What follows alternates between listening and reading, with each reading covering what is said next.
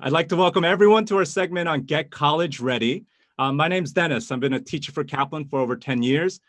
I'm really excited to be here with our two experts. I'm going to be joined in the room and supporting you with three other amazing Kaplan teachers. Their names are Eli, Farah, and Nick. You'll see them in the chat. They'll be chatting with you all throughout today's session. And really, we only have an hour, so I do want to get to this information as soon as we can. But I'll start by saying, listen, my parents were immigrants from South Korea. I wish I had this when I was in your shoes, which, there were so many things I learned the hard way or never learned at all. And I'm really hoping that today, what we share with you will go just beyond what you've already heard. I really hope that you come away from today's session feeling just a little bit more ready to make the next important decisions in your life and have a plan to get where you need to be. And as for the tone, let's keep it real. I hope we get to see a lot of questions from the audience today. And I don't mean like keeping it real, but what I mean is let's just be honest. Let's be transparent. We've got two really passionate, amazing experts in the room here with us today. So let's make the most out of this next hour together and see how much we can all learn from it. I'm sure I'll learn a lot too as we go through your questions and your individual situations. So welcome again. Really excited to be here. I want to start by just doing a really quick roundtable self-intro. There's so much I could say about both Nancy and Christina, but why don't we jump into that? And Nancy, why don't we start with you? I'll give you a little quick intro, and then you can talk a little bit more. She's the executive director of our Kaplan Educational Foundation. She has a regular contributor to Forbes magazine. Nancy, I've seen you just work so passionately for these types of students and really all students everywhere. Go ahead, please share any other things you'd like to. Sure. I've been working in the space of college admissions and college success for more than 20 years, and it is my passion. It is what keeps me up at night, and it is what keeps me invigorated to work each day. So I'm just delighted to be here. Again, I am also a first-generation student, so I am just happy to be able to share what I know and open to any question that people may have. That's awesome. Thank you, Nancy. And Christina comes to us as a senior director from the Center for Equity Learning at ACT. Christina, I've seen you, again, also be passionate, and I know you've been in this game for about 2 decades as well. Please, hi. Hi, it's really great to be here. I started my career as a public school teacher, so this really hits me deep in my heart, and I'm really excited to continue the conversation, be a resource, and help answer any questions that anybody has. This is something that, it can be overwhelming and it can seem like an awful lot, but if you break it down and follow advice and ask tons of questions, it doesn't have to be reinventing the wheel. Awesome. And I'll come right back to you, Christina. Thank you for that. And as you told me, even before we started, there are no foolish questions. That was something you really wanted to emphasize. So please throw all the questions you have in the chat. We will tackle as many of them as we can. And let's start with something pretty straightforward. We've got over 50% seniors in the room. So shout out to all the seniors who are here, ready to rock. And the first question I have for our two experts here is college for me? Let's go as straightforward as that. So Christina, I'll come right back to you because I'll tell you, this is a question that students should grapple with, right? I think so. I mean, first of all, congratulations to all the seniors. You've made it this far, just a little bit further to go. I think, an important thing to remember is post-secondary education, whether it's community college or professional training program or four-year university, is a great predictor of future success and wealth. And so I think it's really important to look at all the options, but that doesn't mean that the same option is right for everyone. And so as you're thinking about where your interests lie, where your strengths are, what the rest of your life looks like, whether it's work or school or caring for family responsibilities, it's important to look at that. And then, as we've both said, ask a ton of questions. There's no stupid question. People have been through this before and, go through it every year. So ask people who've been through it before. Ask your school counselors, your teachers, your administrators, your family members, older Yeah. siblings, anybody you can find to ask, I think is really important because everyone has something that they're willing to offer. Let's hold on to that theme. And again, I want to reiterate, please, please, please ask your questions and we will get to as many as we can in the time that we have. Nancy, did you want to add to a response to that question? Is college for me, Nancy? Absolutely. And so oftentimes that question is, once you ask that question, it's like, do you think college is for you? Of many students, they would say, I don't know. And what I want everyone to know is that, especially around any big decisions, there's usually doubt, and that it is okay to ask that question. What I want to make sure is that students and advisors and parents don't start thinking about why college is not for me. Why is it that it is not for me? And sometimes we talk ourselves into, well, I shouldn't apply, or I should just apply to one college, or I shouldn't really consider all of my options. And to me, it's really important that especially first generation students and their support system starts to think broadly and give themselves a chance to be unapologetic about applying to as many schools as possible in hopes of getting to the right school and getting the right fit and the financial support that they need. So yeah, I love that, Nancy, and I'm excited to dive into more of the logistics with both of you. I'll even add, like, with the students that I've worked with, thousands of students over the past many years. What I love to tell students is, like, college is not the end goal, right? Like, have a passion, have something that you want to learn more about, and then use college as a means to get to getting in that world even more fully. And let's dive into that. I see some questions already. I want to give a quick shout out to Trinity. Trinity's already asking about, hey, I haven't, scoring well on the ACT is tough. Like, how does that affect my eligibility? We're going to tackle that in a little bit for sure. And then a lot of questions about how important is the ACT in the college acceptance. So we'll touch upon that. Let's, before we get there though, I do want to talk a little bit more about timeline, right? So again, more than half are seniors here, but for the freshmen are out there, shout out to the freshmen, real quick, let's talk timeline. Like, what should you be thinking about as a freshman if you're already kind of tackling this college question, which I think you should be, right? Is that fair? Nancy? Absolutely.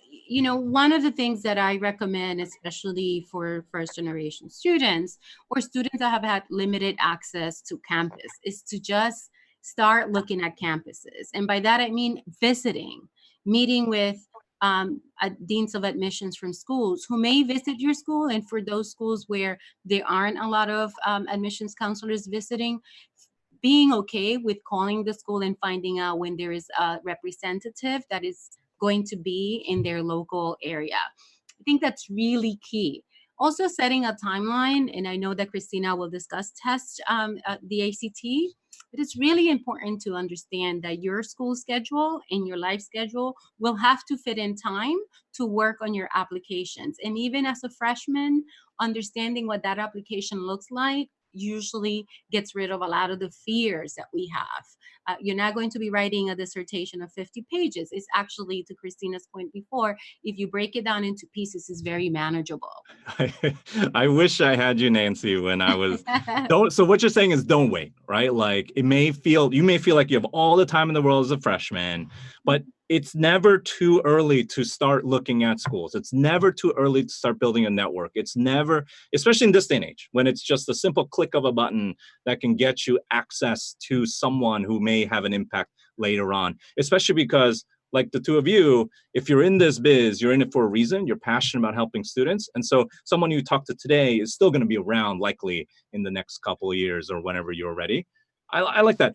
Christina, I'm going to come to you because I think, what about just like school in general, right? Like, what are there things that I need to be worried about now? Like, if I'm not going to visit a school, what is like the lowest thing I can do or smallest thing I can do to even start now, right? Like, what can you?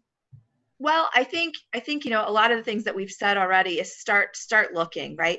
There's college fairs in many communities throughout the school year and in the summer. So go to those if you have time, if you're able. There are virtual visits you can do online of certain schools and universities. Start exploring what if you are super interested in biology and science, what are the kinds of majors that would be interesting? Where are the schools that cater to those kinds of interests? How do you follow that path? And I think the other thing to really think about, whether you're a freshman or a senior or anywhere in between, is looking at community colleges, because they offer a lot of opportunity, both while you're in high school through dual enrollment programs, as well as beyond that after graduation. And it can be a great resource. It can be a great low-cost option to explore the college path without having to fully commit to a four-year university. So there's tons of options. I think the other thing, you said it's never too early. I also think it's never too late. So if you're, I like that. in your, if you're in your senior year and you feel like you haven't made the right steps yet, don't worry about that. There are resources. There are plenty of ways that you can start exploring. And I think, again, talking to people in your community. If there are people who graduated a year ahead of you, who've been through the process, older siblings, family members, coworkers, ask them questions about what it was like, what they worried about, and what they found out wasn't worth worrying about as you're going through it, because there's so much. And I mean, I can remember it being overwhelming, and talking to one of my friends who was in college at the time, and she was like, oh my God, that was such not a big deal. And I worried, about that. There are resources like Common App, where you can look, go through a common application process that can simplify things. So I think looking at ways, but creating that list and a timeline for yourself, and then checking things off. I like to cross things off of lists because it makes me feel like I've accomplished something. So do that as you're, and as you're going through it, write down questions so that you don't forget what you don't know. That's awesome. I think I see some themes building here. I just want to highlight them, right? Ask a ton of questions, leverage the help that you can get from those around you. We'll come back to that in a bit. Don't be bashful about reaching out to schools early and often, right? Build those relationships.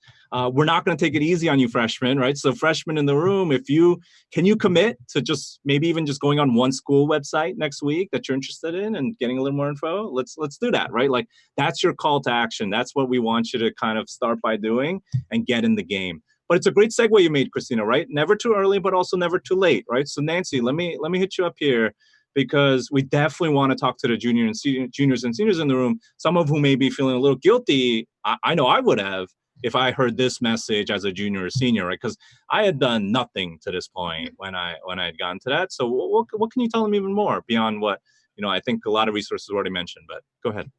To Christina's point, and as you mentioned, it's never too late.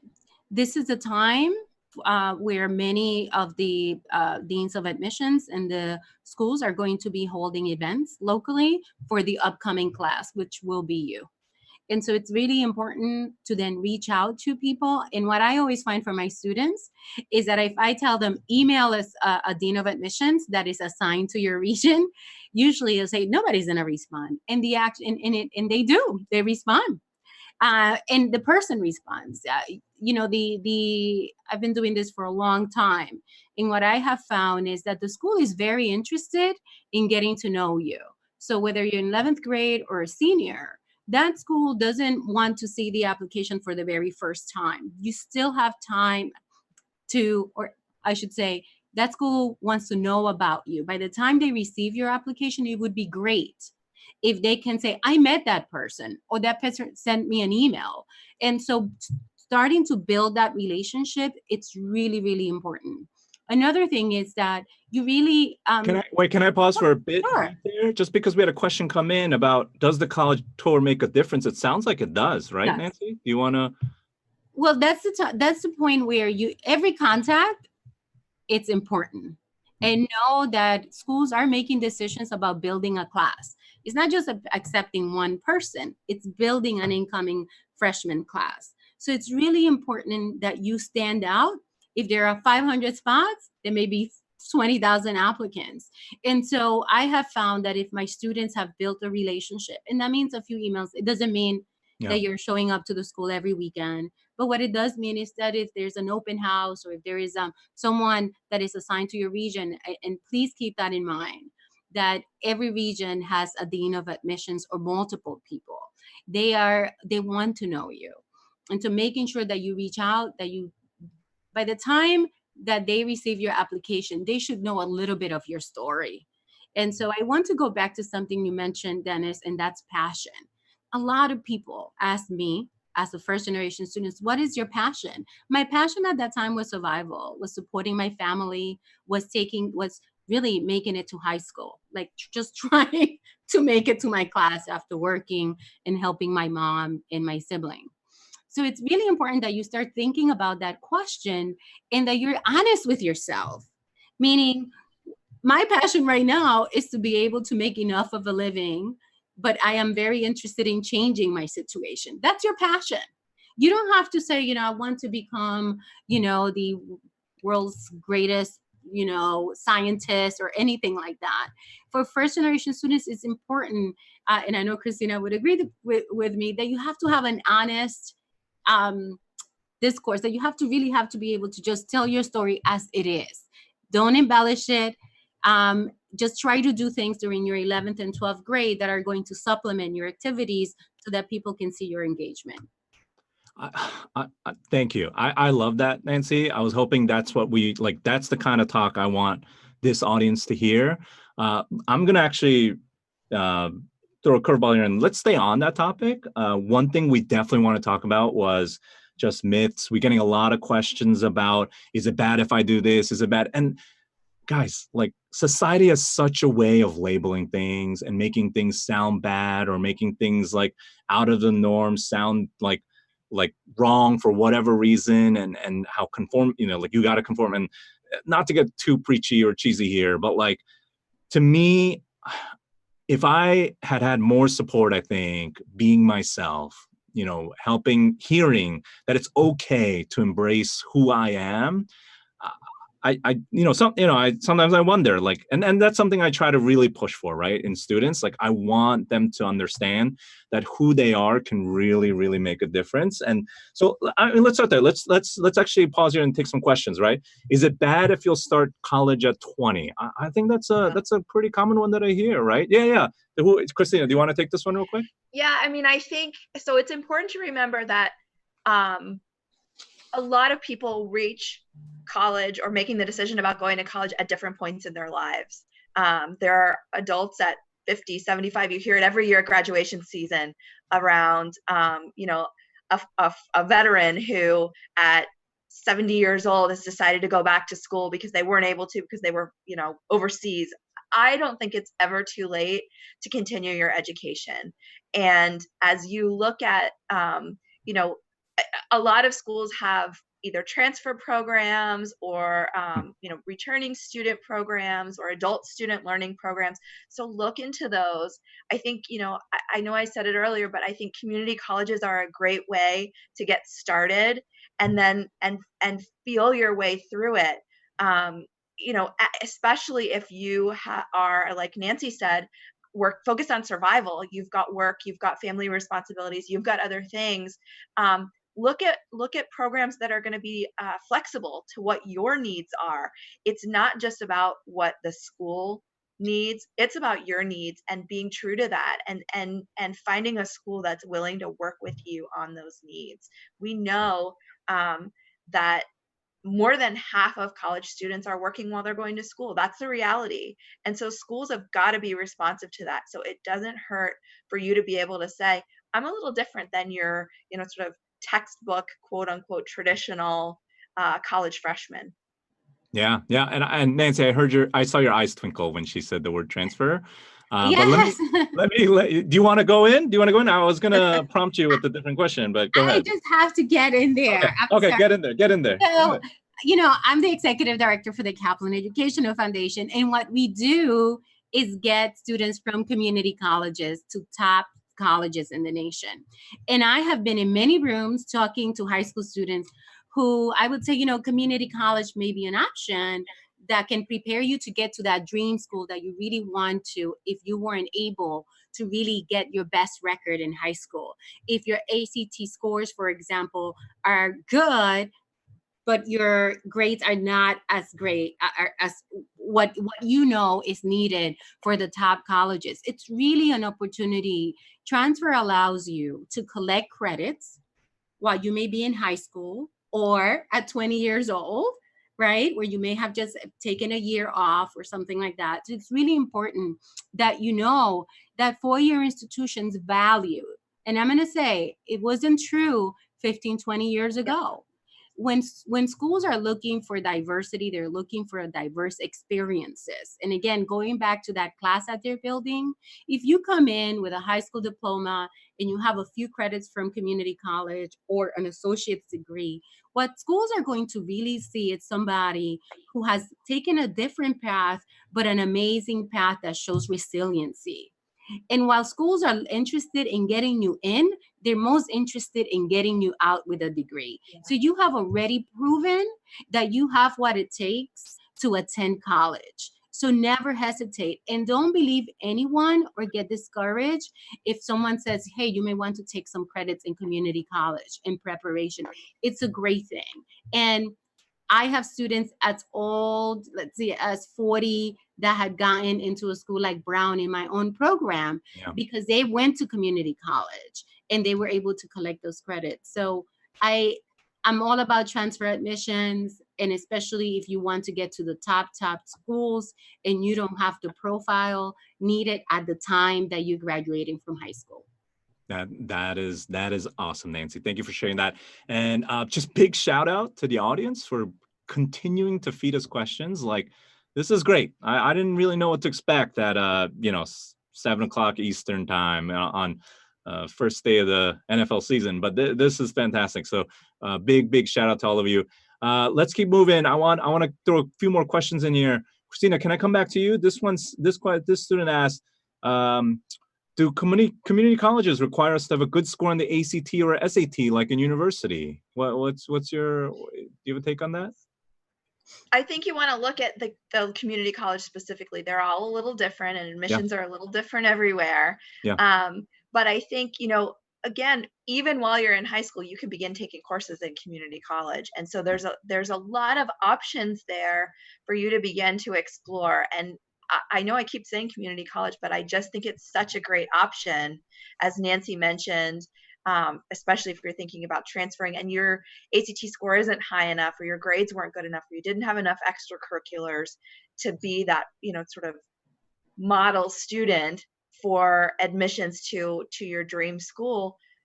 Look at other pathways. There are so many ways to success that I think, you shouldn't be married to them. And community college is such a great way to do that. And so it's really looking at, and most communities have community college where you can go visit, and spend some time on the campus, talk to other students who are there and doing it. I'd be willing to bet even some of your teachers have been in that community college in your community doing continuing education or other opportunities to learn things. So it's a great way to learn and explore. Yeah. All right. So I'm going to shift gears. Thank you, Christina. That was, I love that you just continue to emphasize that. I'm going to shift gears a little bit back to just the application process, zoom out a little bit. I got a couple questions here back to back. Will colleges still accept you if you don't have that many extracurricular activities on your application? I think that's something that students worry about. What if you do not play any sports and are not in many clubs? Do colleges really care about that? I don't know. I'll throw that one up. Who wants to take it? So I'll jump in there. So I thought you might, Nancy. The question is, I also saw a question regarding, are expectations lowered, right? They're not. They're different. The fact is that, to Christina's point, people going into college, and they always have been. It's just that we now have learned to recognize that the path to college for many people is different. So, for example, if you're going to high school and you're putting in 10 hours or working the entire weekend at your local pizzeria, it doesn't mean that you're not a dedicated student, meaning you don't play the flute or you're not in soccer. What it means is that you're showing up to something on a consistent basis and that you really are working hard, developing other skills. And so, is playing the flute more valuable than working at a pizzeria? No, it's what you have learned and how you explain that experience. Also, if your supervisor, for example, is able to say and confirm or able to give you more responsibilities, if you have built friendships with your customers, that's what really, they're looking for. Unless this college is looking for a flute player for their band, all of those things are very equal. And again, it's not lower expectations, it's very different. The fact is that a classroom with someone that worked at a pizzeria and a flute player is better served than everybody playing the flute, right? And so it's really important that we really embrace who we are, that we embrace the fact that we have different experiences and that they have great value and demonstrate that you're a team player, that you're a hard worker, that you have resiliency, and that at the same time, of course, let's not forget, great grades are really important. I'm not going to say here and say, oh, you can enter with a very poor GPA. No, you need a very good GPA. And if it isn't where it needs to be, then go to community college, collect some college credits, get a little bit of a do-over, and excel and kill it. Just kill it academically at the community college. I'm going to stay on this topic, Nancy. Oh, Christina, go ahead. Go ahead. I just wanted to add, with that, as you're thinking about your college application process and the diverse experiences that you have, this is the very sort of beginning steps in building your resume. So not only are you looking into getting into college and whether it's community college or four-year university, you're looking at building your repertoire. And so if you worked at the pizzeria on the weekend and maybe you made it to assistant manager, what are the key skills that you built? Mm-hmm. How are you learning to talk about those things that Nancy mentioned? I think this is really important as you think forward into college and beyond about how you're going to package and present yourself beyond just the application process. This is becoming how you're packaging who you are and what makes you valuable to the school, to the workforce, to internships, etc. I think there's so much in there. So start thinking about those things in terms of, as Nancy said, the skills that you're building, not just, I worked in a pizzeria. There's a ton there. You learned how to deal with money. You learned how to deal with probably ordering supplies, people skills, resiliency, as Nancy said. I think it's really, really important to be able to package that in a way that's meaningful. So start thinking outside of the box in that way. I'm glad that you jumped in there, Christina. I'll tell you, I want to stay on this topic a little bit longer because I knew growing up, I didn't know the value of me, right? Like I didn't know how to kind of, I guess, calculate what it meant to be a first generation student, right? Like I didn't understand that concept. And I don't know if you can tell, I'm getting a little warm here. I don't think it's the lights, right? Like this is like the topic. And Nancy, you were telling me, because like, I will tell you as a student,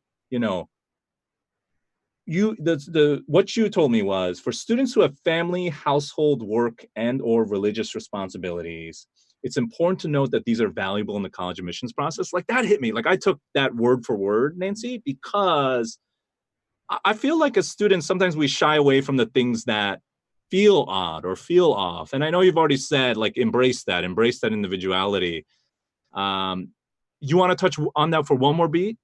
Sure. So, to add to why I'm going to answer the question in the way that I am, I sit on multiple committees for private scholarships across the United States.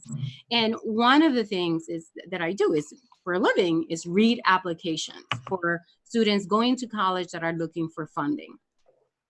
And while I'm very interested in your, supposed traditional student who is playing sports, who is playing an instrument, who is, staying after school and doing some work in high school, which is valuable. And I commend them for that.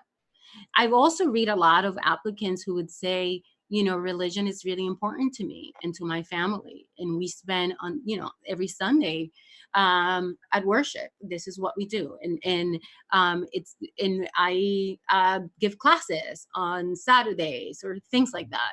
And that is something that you cannot be penalized because that's what you do, or that doesn't have lesser value.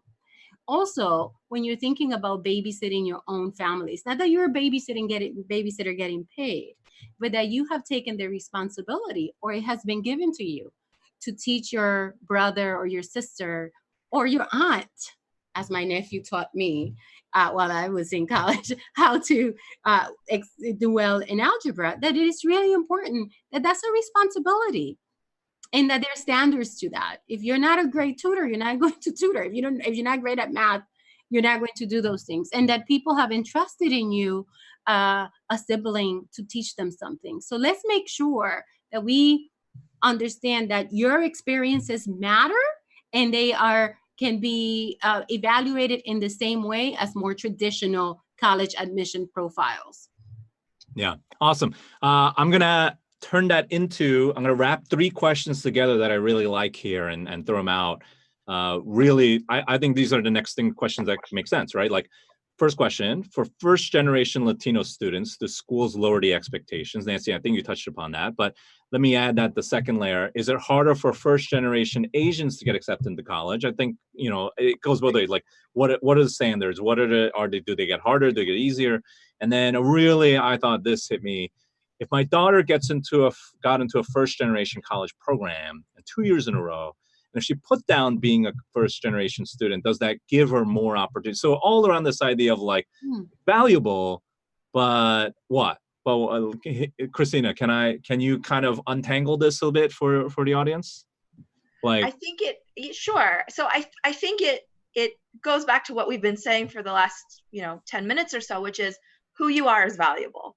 So if you are a first generation student, that's valuable. And I think there are, and for the first gen community, it's a very active, very proud community. And so engage with folks who are already there. I know on social media, particularly on Twitter, there's a lot. If you look at hashtag first gen, you can find all kinds of great supports and conversations, and explore how other students have found that value and maximized it. But I think, as Nancy has said, the things that you are, the things that are core to who you are, whether it's a flute player or a Sunday school teacher or a pizzeria manager, those things are all valuable to the university. You have to figure out the best way to pinpoint and package that for them so they can see your value. So number 1, know your value. Number 2, articulate that value. And number 3, I think, continue to develop what those valuables are. Thank you. Nancy, I'm going to let you wrap this part up so we can move on to the next topic. There was a question that asked you to clarify. They loved your point about not having to be the greatest this, greatest that. Can you hit that point one more time for the audience, right? It can be really specific to you, right? So let's really consider anyone's circumstances. What are the things to find your passion? Often you have to be moved into action, and that's a passion, right? It's something that you feel that drives you into action. And so for first generation students, I always ask them to look at their community, to look at their families, to look at where they come from, to look at their state, wherever it may be, and say, what are the things that bother you? And what are the things that you want to change, and how you can use your education to change that? Oftentimes would come and say, my grandma has been suffering a lot from illnesses that are related to heart disease, and there is no information. And so listing the things that really bother you or that make you very happy. What are the things that you wake up to and say, wow, I really found that the center of town where we all go to in the weekend needs some repair. It's so beautiful, but I wish it was better. And so whether you want to be a biologist, whether you're good in the sciences and English and the arts, think about how you can then contribute your talents to improving that. That's your passion. It's that, and again, it's such a difficult for people to articulate. Yeah. But what moves you? What are you thinking about? And then connect your education to that. By the way, you may not end up fixing that plaza in the middle of town by being a doctor, but by being a physician. But maybe if you're a physician with the right means, you may be able to go back and help build the community, the health resources that surround that plaza. So there's always a connection back to that. It's what are the things that you would be moved into action, and how your education can be a vehicle to making a change in that area. Then once you speak about it in an admissions interview or in an application, there is a connection to that. It's not fake. You didn't make it up. You can answer questions if asked, right? And that it's how you tell your story. That's thank you. Thank you. Let's move on to some more myths that we kind of talked about. And I want to hear from the audience too. What big one that we wanted to tackle was parents not knowing or not caring, right? Christina, do you want to kick us off here, right? Like, I know we both all of us wanted to make sure that students understood the role that parents can play in all this, regardless of kind of what's going on, right? So, Chris, did you want to jump in? Sure, I can take it. I know Nancy will be able to piggyback on this well, though. I think there's often, and just to sort of clarify, a first generation student is the first one in their family to go to college. So there's often the perception that because the parents didn't go to college, they are not supportive, or they don't know what's going on, or they're not engaged or involved in the student's life. And I think that may be the case in some instances, but I think it's also not the case in some instances. There's very supportive parents who didn't go to college who want that for their children. And so if your parents are engaged and interested, ask them for help. Ask them to take you to a college visit, to meet with a dean. Help bring your parents along on the journey with you. I think the other thing is, if you don't have that support, who are the other, going back to something I said earlier, who are the other adults or other people, whether it's peers, near peers, or adults, who can be resources to you? So just finding those support people throughout who can really help you develop your case. And I think, getting on this webinar was a great step. Yeah. You Nancy, you mentioned we cannot leave parents out, right? Tell me more about why not. We cannot leave parents out of the equation. Parents are going to be key partners to any student applying to college. They're going to have to give you information about their income. They're going to have to probably issue some fees or help you apply for fee waivers. It's really important that you keep your parents informed. And for those of you who may be older, it's not necessarily a parent or a family member, or your mentors, people around you, even if they haven't been to college, it's really important that you make people aware and that you say, this is something that I am doing. I want to go to college. Start there. Start telling people, I want to go to college. Understand that there are challenges and saying, I don't know how to get there, but I really want your help. Or can you help me? Parents will usually rise up to the occasion and say, honey, I don't know, but we're going to figure it out together. Or they may say, I don't know, and I don't know where to start. And if you know people that know, then bring your parents to them so that they can help you. One of the things that I want to mention then is, and that was a question about first generation programs. I just want to add, there were two questions and one about Black students. Please understand that colleges have organizations that are based on identity, both in race and ethnicity, religion, interests. And so most colleges that I have visited, that I know about, will have a Black student union, an African student organization, in that it is unapologetic, as we all should be proud of who we are. So be aware that if you're in the admissions process, sometimes going to that school's website and finding out about those organizations and coming back and saying, I want to be a part of this college. I know you have a strong Black student union. Knowing what that school has to offer. If that's important to you, don't be afraid to ask that of each school. They all different in each and every single school. First generation programs also have a lot of additional aid. Sometimes it comes from city or state or federal funding, which provides additional tutoring and other support services. And so again, be proud of who you are, own it, walk in there and say, where is the first generation organization? I want to go to it. Where's the Black Student Union? Where's the Asian Student Union? I am proud to be that, and I want to be a part of this college. Embrace who you are, find your passion. Your passion doesn't have to be some crazy thing. Now with 20 minutes to go, let's get practical, because not that everything we haven't said it wasn't practical, but that was, I think, really, really, really, like, I hope you take that to heart as you are there listening to this. If you've had doubts, I really hope that what Nancy and Christina are what they're saying makes you believe that you have a story that is worth sharing and that others will find valuable. So, but now let's say I'm convinced now. I see the worth in my individuality. I see the worth. I see that I can do this, right? But now let's talk about the plan. What's the plan here, right? So, Christina, I'm going to circle back actually to the freshmen, juniors, and seniors, like kind of some of the decisions they make in terms of coursework. Let's start even there. Like, what do you do there?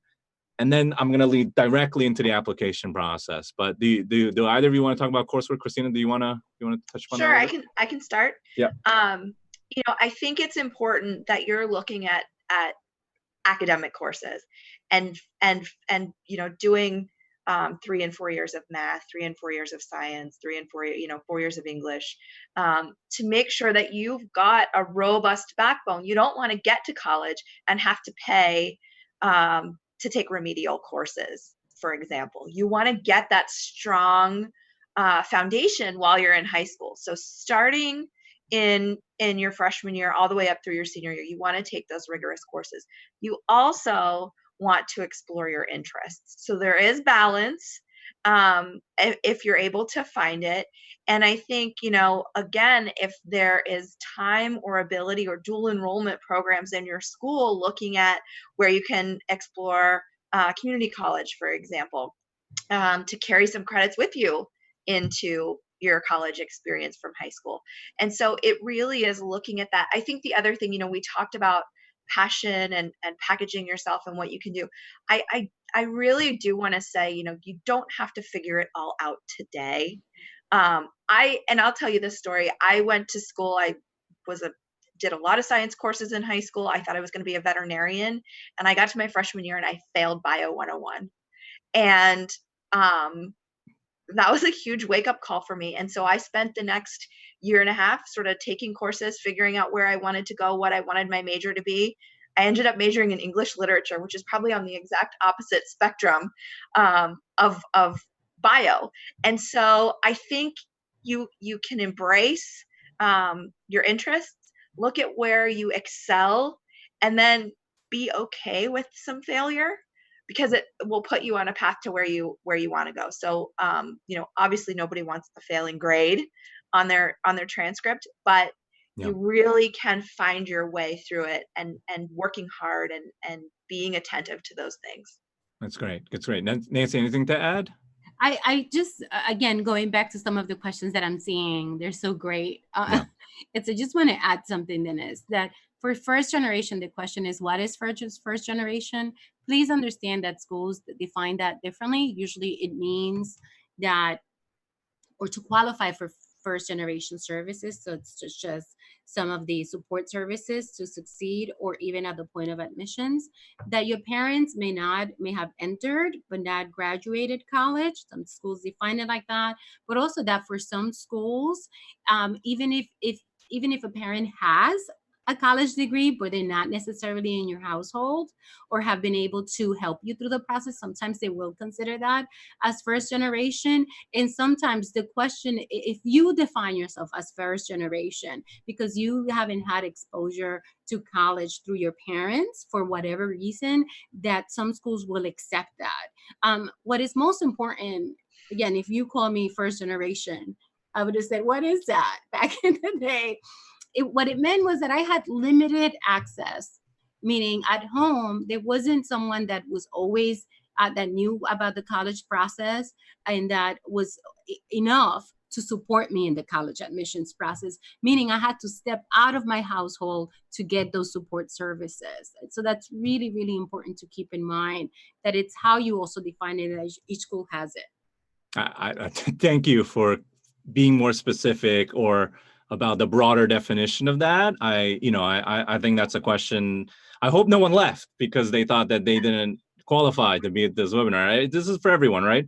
But I love the way that you defined it, and it sounds like it's important to check in with each specific college's policy. So again, goes back to doing your research and learning more and seeking out more. All right, 15 minutes left. Question, college application is a lot of pressure, how to keep it together. I see a ton of scholarship questions as well. So this is the time we talk about money. All right, let's talk a little bit about money. Talk a little bit about FAFSA. Let's talk a little bit about fee waivers. Where do we start? Let's start with FAFSA.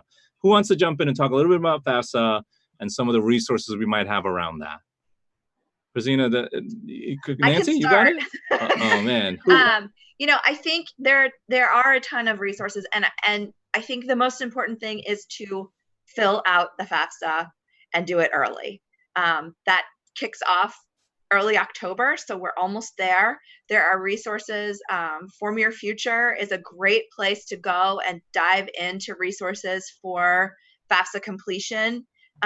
You are going to have to work closely with your parents or guardians or family members to get that information, but fill it out and find out what you can get in terms of financial support. It's really important. And I think the other piece of that is, as you think about, maybe you don't qualify for federal aid. That doesn't mean there is another aid out there in the form of grants and scholarships and loans. But you want to make sure that you're doing your homework and your research on what that really will entail. A lot of universities do have grant programs, which are a little different than scholarships in that very little strings attached. You don't have to maintain a GPA. You don't usually have to pay them back. And so explore that as you're going to schools and talking to them. Do you have a grant program? I don't qualify for FAFSA, but paying for college could be a hardship. What kind of programs do you have? Do you have grants? Do you have work study? Do you have other things that can help me pay? So I think, but the number one thing with FAFSA is fill it out. Yeah, can either of you talk a little bit more about the eligibility factors for FAFSA? Because it looks like is it only for U.S. students? Do international students fill out the CSS? Can we touch upon that a little bit more? So there are very clear specifics about the free application for federal student aid, FAFSA. It's a federal form that basically you're sending off to the federal government and asking for assistance in order to attend college or to be a part of post-secondary education. I always tell my first-generation students that the reason why the federal government of the United States makes a commitment for low-income students to receive aid is because having an educated person usually leads to you having more income and being able to pay more taxes. So it's almost like the government being able to invest in you for the return of you having a career and working. That's one. To qualify for it, you either have to be a U.S. citizen, a permanent resident, or have a specific, there are some there are some designations of refugee status that also allows you to qualify for that.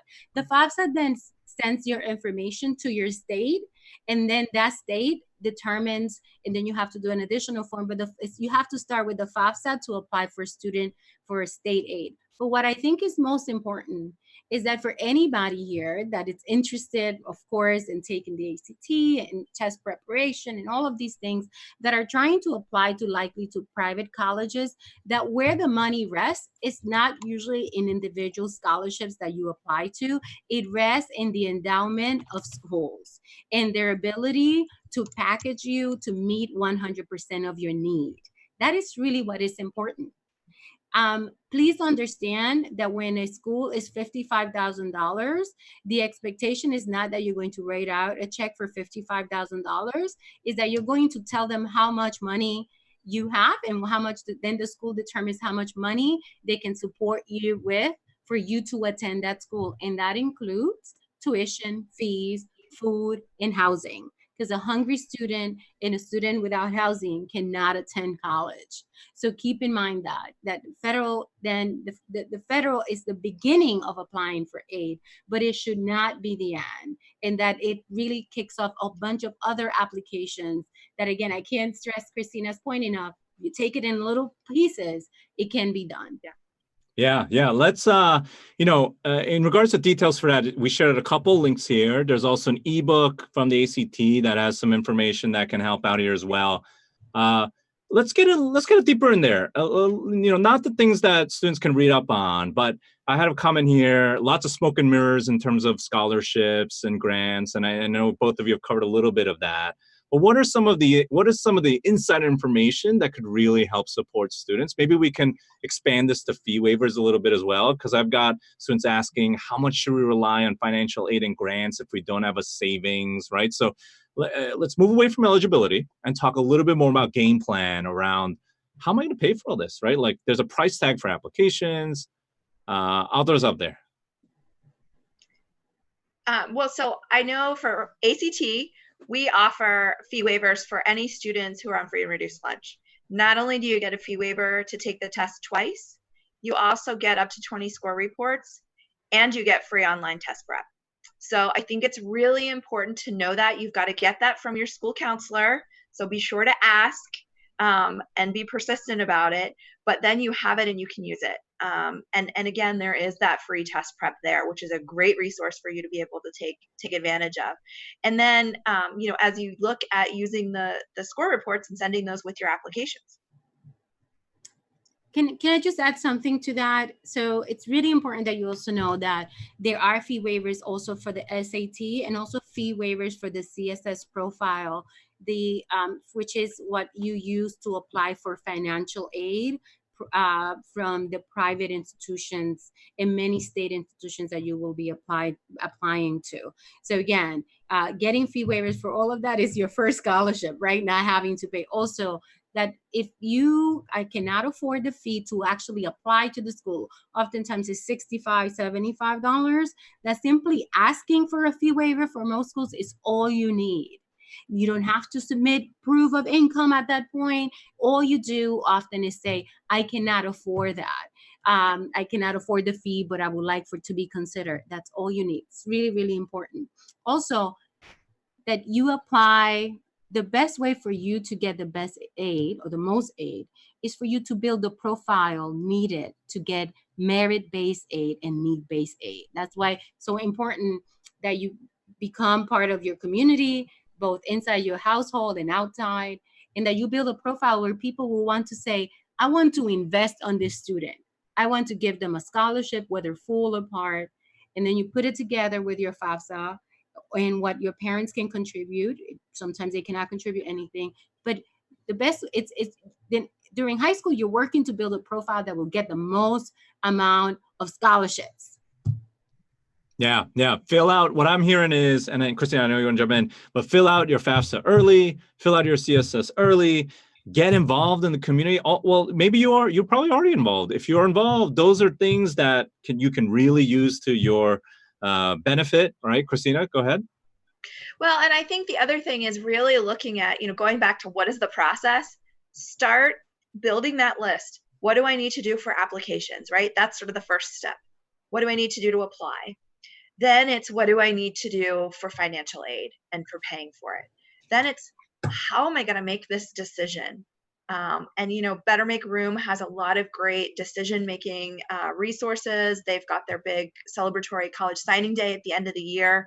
And then once you've done all of those things, you've been accepted, you've decided, it's making sure you go, right? We know a lot of times students end up, life gets in the way.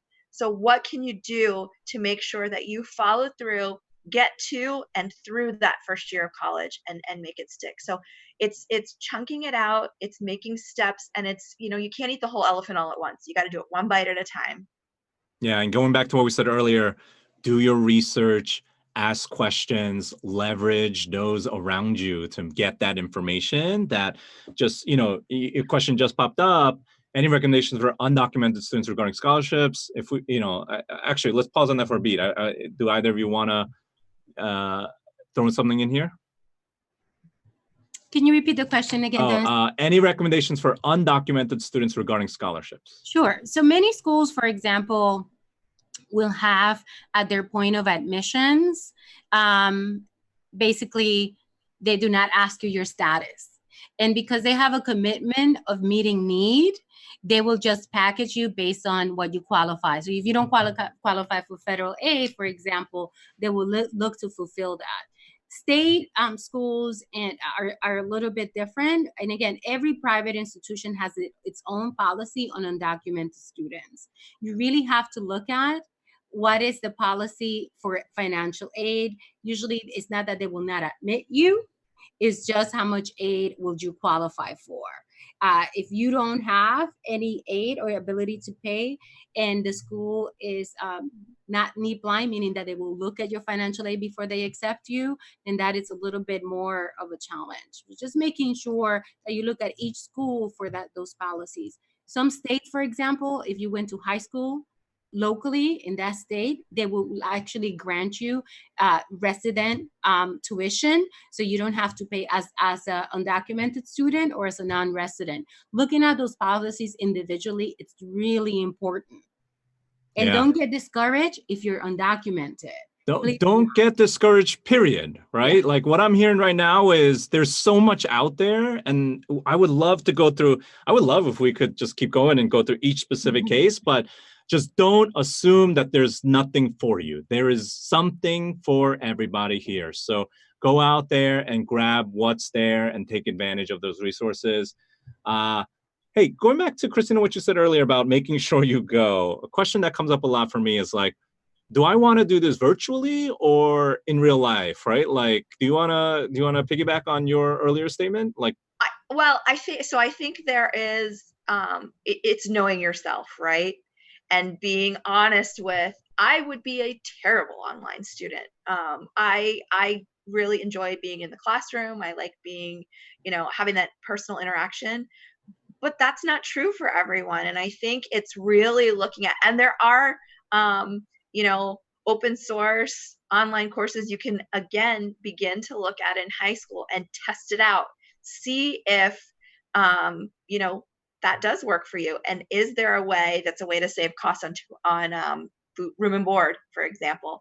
So I think there's a lot of option to that. I think the other piece is really looking at schools that have good and robust online programs, if that's something that interests you, and talking to somebody about that. Awesome. We've got 2 minutes left. I got one that I think Nancy might be able to help me with. Where can we find scholarships for first generation students, or maybe programs? Is that something maybe you could help this group out with, Nancy? Sure. So again, I always send people to make sure that they complete the CSS profile, and that will give them access to the most aid, because it's institutional aid. So that's really important. And making sure that you look into specific programs, such as New York State, for example, is College Discovery.